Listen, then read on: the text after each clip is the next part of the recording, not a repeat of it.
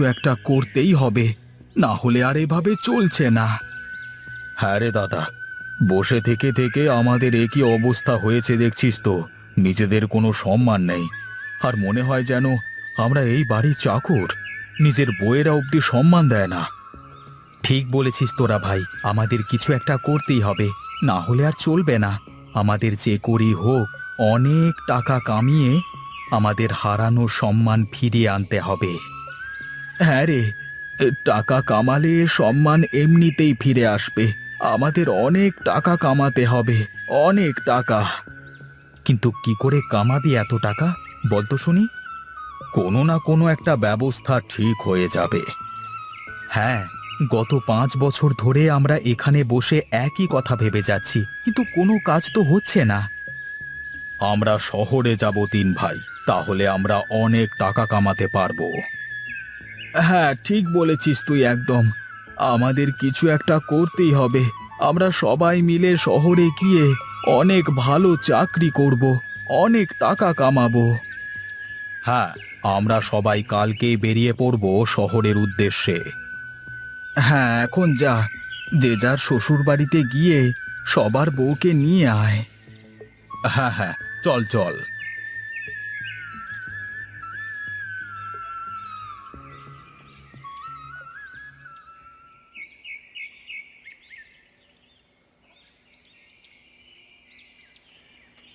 ওরে সালা, লোকটাকে দেখে শহর থেকে এসেছে বলে মনে হচ্ছে।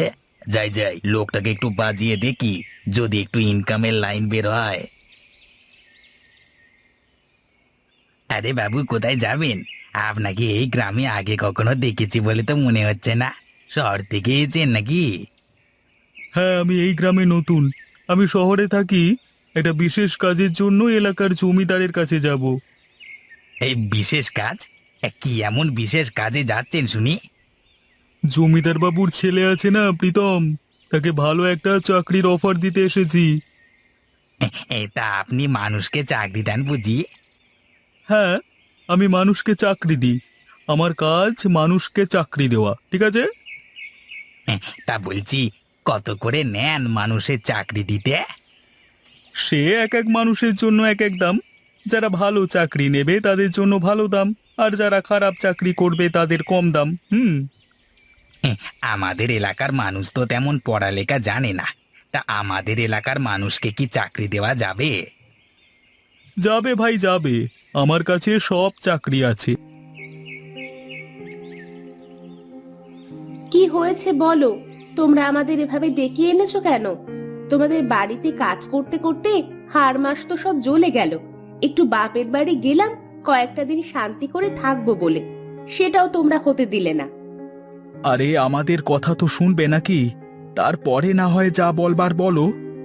হ্যাঁ হ্যাঁ, বলো দেখি, কি উদ্ধার করেছো তোমরা, যার কারণে আমাদের 3 বউকে বাপের বাড়ি থেকে ডেকে আনতে হলো? আমরা 3 ভাই সিদ্ধান্ত নিয়েছি যে আমরা শহরে যাব চাকরি করতে। কেন? গ্রামে কি কাজের অভাব পড়ে গেছে নাকি? না না, শহরে যাওয়ার কোনো দরকার নেই। তোরা গ্রামেই থাক, গ্রাম থেকে কাজ কর। গ্রামে থেকে কি করব? গ্রামে করবার মতো কোনো কাজ আছে নাকি? আমি বলেছি তোদের শহরে যেতে হবে না, মানে যেতে হবে না। আমাদের যে 3 ফালি জমি আছে, সেই 3 ফালি জমিতে 3 ভাই চাষ কর, তাহলে দেখবি আমাদের সংসার ভালোভাবে চলে যাবে। না মা, এখন মাঠে কাজ করে সংসার চালানো সম্ভব না। এলাকার কৃষকদের কি হাল তুমি দেখছো না? আমরা শহরে যাব বলে ঠিক করেছি, যখন আমরা শহরে যাব। আমরা এখন গেলাম, শহরে যাওয়ার কোনো একটা ব্যবস্থা করতে হবে।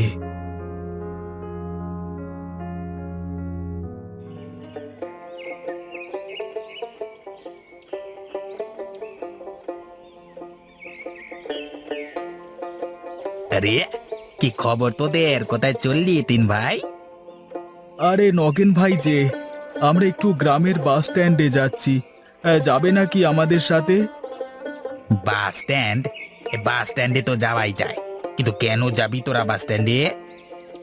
আমরা 3 ভাই শহরে যাব কাজের সন্ধানে, তাই বাসের টিকিট কাটতে যাচ্ছি। তোরা কিন্তু বড্ড পাগল আছিস বুঝলি। শহরে গিয়ে থাকবি কোথায় তোরা? কোথায় কাজ খুঁজবি কিছু জানিস তোরা? নাকি শহর তোরা চিনিস ভালো করে?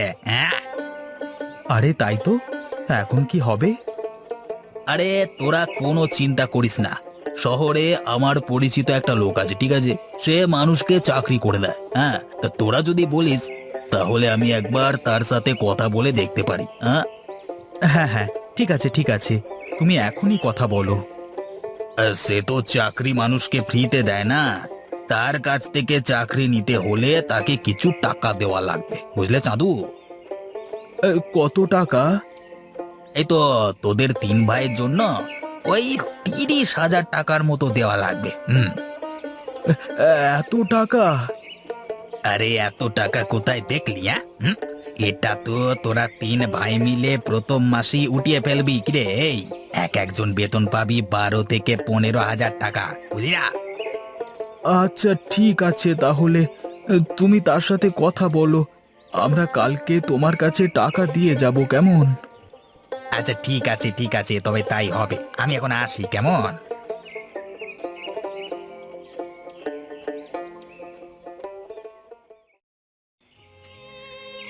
কি যে করি বলো তো, এইভাবে যে আর চলছে না। মানুষগুলো গেছে সে কতদিন হয়ে গেল, এখনো পর্যন্ত মানুষগুলোর কোনো খোঁজ খবর নাই। ঘরে তো টাকা পয়সা চালাল বাজার ঘাট সবই শেষ, এখন আমাদের সংসার চলবে কি করে? এখন যা করার আমাদের 3 বউকেই করতে হবে। কি করব আমরা? আমরা মেয়ে মানুষ কি বা করতে পারি? আমরা সব করতে পারি। আমরা মাঠে যাব, আমাদের যেই জমি আছে তাতে চাষ করে ফসল ফলাবো। আচ্ছা বেশ, তবে তাই হোক। কিন্তু আমরা টাকা পাবো কোথায়? চাষ করতেও তো টাকা লাগে নাকি? আমার যে গয়নাগাটি আছে সেগুলো শ্যাঁকড়ার কাছে বন্ধক রেখে কিছু টাকা নিয়ে আসবো। তাহলে আমাদের গয়নাগুলোও নিয়ে যাও। আরে না, আমি বড়, আগে আমারগুলো দিয়ে দেখি, তারপর না হয় তোরা দিস, কেমন? আচ্ছা ঠিক আছে, তাই হবে। তাহলে কাল থেকে আমরা কাজ শুরু করি, কেমন? হ্যাঁ, আমি আজ বাজারে গিয়ে টাকার ব্যবস্থা করে আসব। আচ্ছা, তাহলে তুমি বাজারে যাও, আর আমি আর মালতী মাঠের দিকে গেলাম। আচ্ছা ঠিক আছে, তোরা যা করার সাবধানে করিস মা। কি পোড়া কপাল আমার, শেষে কিনা বৌমাদের দিয়ে মাঠে কাজ করানো লাগছে আমার। আপনি চিন্তা করবেন না মা, সব ঠিক হয়ে যাবে। আমাদের জন্য দোয়া করবেন, কেমন?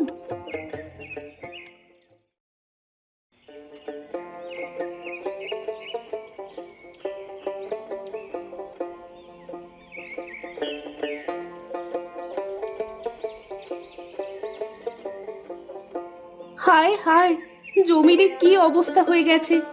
সারা জমি তো আগাছায় পরিপূর্ণ হয়ে গেছে দেখছি। হ্যাঁ দিদি, জমিতে অনেকদিন চাষবাস করা হয় না তো, তাই তো জমির এই অবস্থা হয়ে গেছে। চল চল, আমরা কাজে লেগে পড়ি, জমির আগাছাগুলো সব পরিষ্কার করে ফেলি। হ্যাঁ হ্যাঁ, চলো চলো, আগাছাগুলো সব পরিষ্কার করে ফেলি।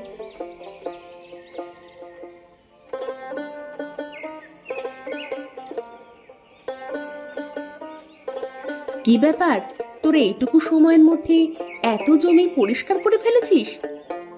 এত আর কোথায় করলাম, এইটুকুই তো কাজ করেছি। তা তুমি টাকা পয়সার কি কোনো জোগাড় করতে পারলে নাকি? হ্যাঁ, শ্যাকরার কাছে গয়না বন্ধক রেখে অনেক টাকা পেয়েছি। বাড়িতে বাজার করে দিয়ে এসেছি, আর মাকে বলে এসেছি রান্না করতে। আচ্ছা বেশ হয়েছে। তা জমিতে কি চাষ করা যায় বলো তো? কি চাষ আর করব, আগে জমি পরিষ্কার করে চাষ দিয়ে নি, তারপর দেখা যাবে। আচ্ছা ঠিক আছে, তবে তাই হোক। চল চল, সব আগাছা তো পরিষ্কার হয়ে গেছে, সন্ধ্যা হয়ে গেল, এবার বাড়িতে ফিরে যাই। হ্যাঁ হ্যাঁ, চলো চলো। জমিতে কি চাষ করবে সেটা তো ঠিক করলে না। এখানে মোট 3 ফালি জমি আছে।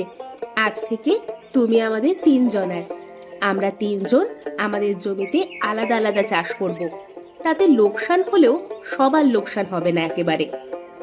হ্যাঁ, তা তুমি ঠিকই বলেছ। এখন কে কি চাষ করব সেটা ঠিক করো। আমি আমার জমিতে ধান লাগাবো, যাতে করে সারা বছর আমাদের চাল কিনে না খাওয়া লাগে। আর আমি আমার জমিতে অনেক রকম সবজি চাষ করব, যাতে আমাদের তরকারির কোনো অভাব না হয়, আর বাড়তি সবজি না হয় বাজারে বিক্রি করা যাবে। তাহলে আমি আমার জমি 3 ভাগ করে পেঁয়াজ, রসুন আর সরিষা চাষ করব। আরে ব্যাস, তাহলে তো হয়েই গেল। কালকে থেকে আমরা কাজ শুরু করে দেব।